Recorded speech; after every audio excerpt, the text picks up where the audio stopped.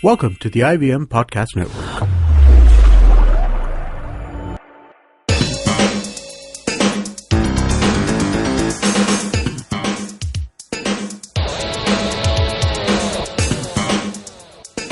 Hey all, welcome to the new show of Cricket Podcast. This is Nikhil here. I'm with Vivek Krishna and today we are going to review the second test between South Africa and Sri Lanka.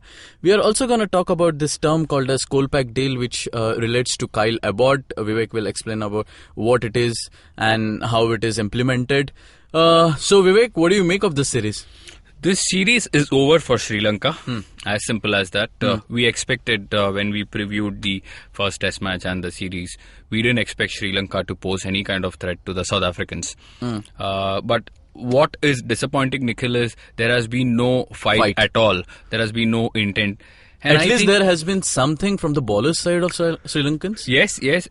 Which again we didn't expect. This has been a pleasant surprise. The likes of Suranga Lakmal and the youngster Lahiru Kumar. I think he's only 19-20. He's bowling quick. He's able to bounce out people, and owing to which he got 6 wickets.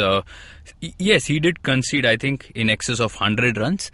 But you expect that when you have world-class batsmen, you're bowling to them, you're bowling about 25-30 overs, bowling for 2 days, and it's such a difficult ground to defend, and when you don't get the field placement right, the batsmen are on top, they have all the confidence, and you also need support from your other bowlers, which was obviously not there. Rangana Herod didn't bowl well, Angelo Matthews couldn't chip in effectively, I should say. So clearly you can see Sri Lankans are looking for a lot of answers. I mean, just a few months ago they whitewashed Australia in Sri Lanka. But the moment they start travelling, problems. Not a surprising result. South Africa convincing win 2-0, and who's to say they won't clean sweep Sri Lanka? So just looking at the match, in the first innings, South Africa posed a total of 392, and Dean Elgar came out, guns blazing. But there was one man, we saw a glimpse of Jack Callis practicing with him. We are talking about Hashim Amla, and he just couldn't. I mean, a batsman of that caliber is not supposed to, the display that he put. Absolutely, I agree. I think this is arguably the biggest lull period, a very, very lean patch, as they say in cricket, for Hashim Amla. No question about it. We are yet to see any kind of... yes, I think he was confident in the first test match. Second innings at Port Elizabeth. But that actually didn't rub on to the first innings, Nikhil. And he was scratchy, he was very, very nervous. And the last time, we even mentioned this in our fantasy cricket column, and when we were doing the episode, we said the last time he stepped onto this park, he scored a double 100. And we expected better things from him. Unfortunately, it didn't happen for you and me, it didn't happen for South Africa. So I think Hashim Amla, again, like you pointed out, Jack Callis was spending time. Hashim Amla will know where he's going wrong, Nikhil, and all these lean patches, they come in every great batsman's life. Not once, not twice, 2-3 times. I mean, it's happened to all the legends. And it's obviously not going to leave Hashim Amla alone. He's no exception. But what remains to be seen is if he's able to bounce back. And I say this for 2 reasons. One is, if you look at his numbers, they are all outstanding numbers, one of the greatest to have played the longer version of the game.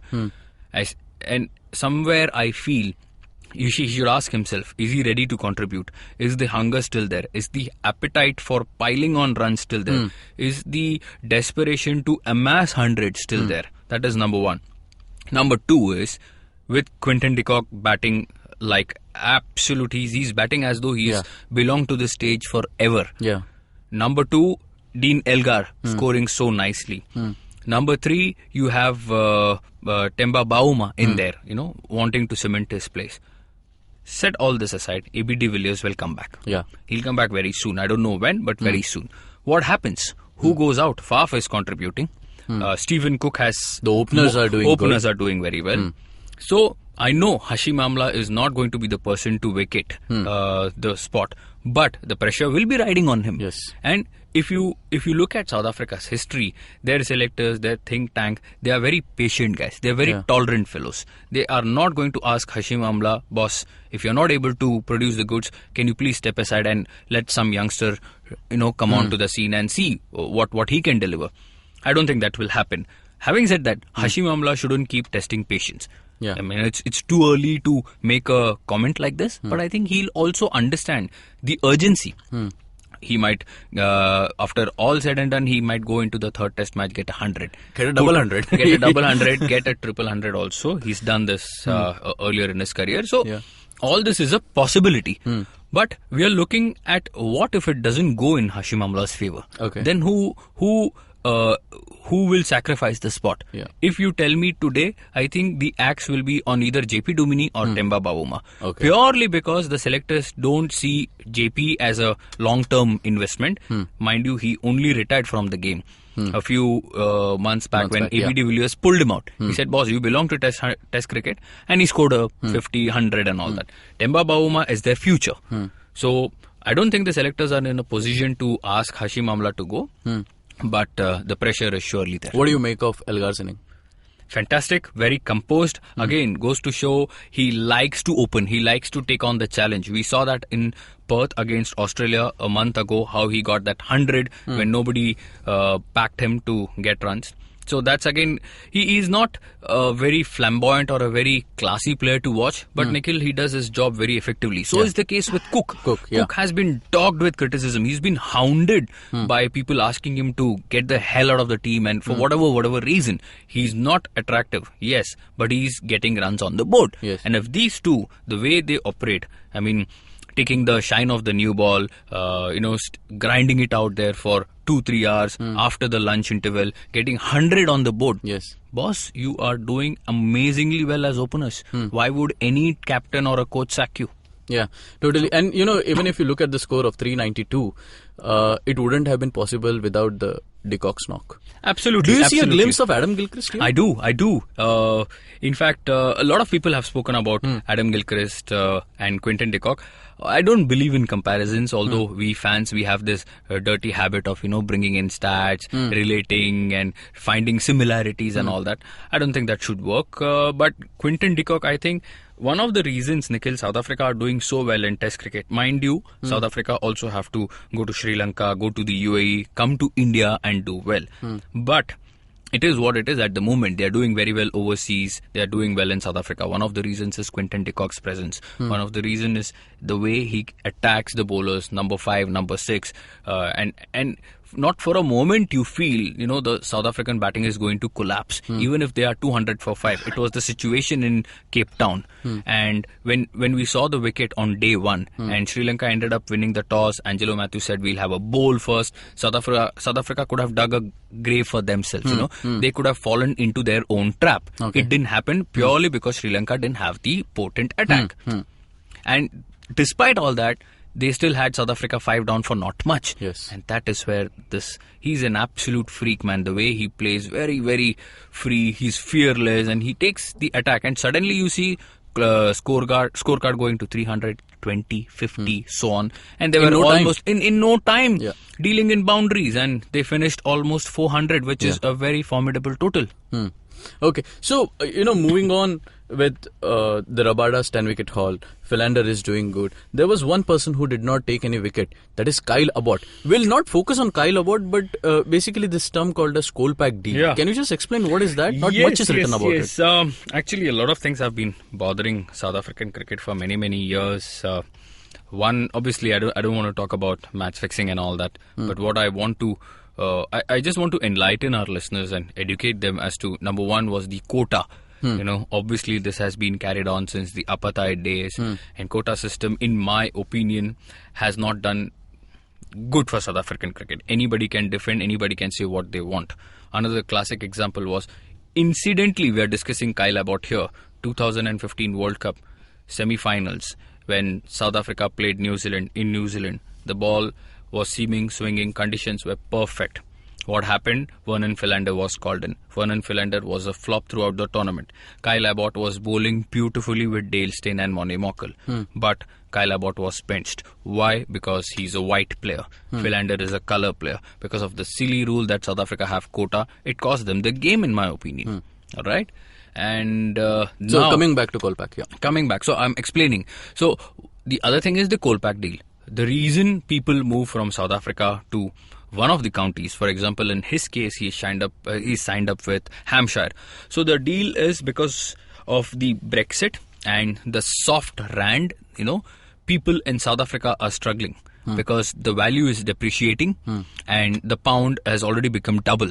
So before the Brexit takes effect and before they start losing the shine, he wants to go there and enjoy. Absolutely no problem. People have done that. I think Jack Rudolph did it. Another huge talent wasted by South Africa. And Riley Rossouw is also following suit, if I'm not wrong. And then there is Kyle Abbott, who could have played his last match for South Africa. Okay. I mean, this is a huge call. It's purely it's driven by your own needs, wants, and your own well-being. There is absolutely nothing wrong it. If I don't care if you're an Indian, Sri Lankan, Kiwi, if you are getting a life somewhere better, go for it. Who's stopping you? As long as you're doing everything ethically, legally, nobody should stop you, right? Okay. Because you have your own right. So is the case with Kyle Abbott. If he feels England can offer... So he has to sign this Kolpak contract to play. Yes, so Kolpak contract, what it can... See, obviously, like we say, there are pros and cons. So what will happen is he'll be available throughout to play for Hampshire. And this is again Shane Warne's club. He'll go there, he'll play. But what happens is, because he's not affiliated with South African Cricket Board, he won't be featuring in the IPL. Okay. But he's available for CPL, he's available for Big Bash and all the other leagues. Because IPL has a very clear message. IPL has a very, I think it's a very strong rule which says you have a direct relationship with your board, your association, boss, you're qualified. If you're not representing your team for whatever reason, if you're a rebel, you are not going to be a part of the IPL. Okay. That's the deal. But on the grander scheme of things, I think Kyle Abbott, he's the best judge. The cricket board, including Faf du Plessis, Vernon Philander, all these guys got together. They tried to dissuade him. It didn't go through. Probably has already made up his mind. I don't know if he has consulted anybody out there. I don't know. Only he can comment on this. But it is a massive, massive loss for South Africa. I'll tell you for two reasons. One is Dale Steyn is missing. Okay, and since the time Kyle Abbott broke into the scene, he has always played not even second fiddle, third or fourth fiddle, because you have Philander, have Mockle, you have Rabada, and then you're talking about Kyle Abbott. But despite all that, he's been an opportunist. Yeah. And that's where I think Hampshire, it's as they say, tawa garam hai, maar do hatoda. Like, they hit the nail on the head, man. They knew this guy is doing very well. Pick him. They might benefit. Good for them. But looking back... So what happens in the third test? Now. So, two possibilities. Had the South African Cricket Board known that he was not available for the rest of his cricketing career, would they have picked him for the test series? Nobody knows. What nobody knows, part 2 is when he enters the third test match, he will be available for selection because he has to finish the series. Okay. Will they pick him as a swan song? I don't know. Will they tell him, okay, you have ditched us? That's how it is. So we look elsewhere, even though we are not going to get a like for like ideal replacement. But that's how it is, man. So it's given and done that Kyle Abbott will be moving to look, Hampshire. that's what Faf said. It's not a healthy feeling when you're looking at a champion contributor, man. He's done very well, and if he's leaving the scene for whatever reason, it's not nice. Okay. And South African cricket has lost a lot of these stars, but that's how it is, man. Okay, so moving on with the fantasy, we prepared our team in fantasy cricket and it did really well. I played and my captain was Philander and he gave enormous points. Yes. And with the vice captain of Dean Elgar. Absolutely. That was a last moment call, Nikhil. You and I, we were discussing whether to pick Quinton de Kock. Obviously, he made us pay big time. It was a scare. You didn't pay the price, I paid the price.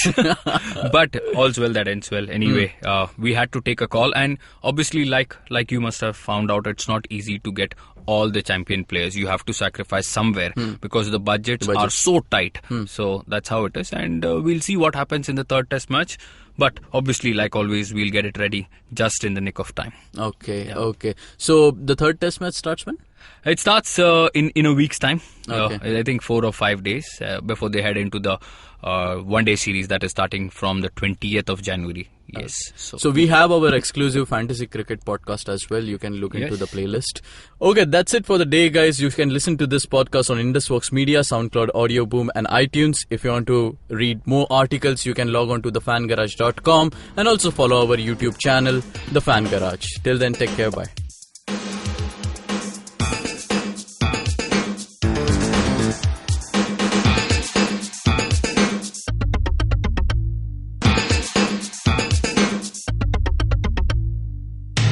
Our podcasts bring all the boys to the yard, and damn right, they're better than yours. But you don't need to stand outside in the yard. Just follow IVM Podcasts on Facebook, Twitter, and Instagram. We might be on Tinder too. Just go ahead and swipe right.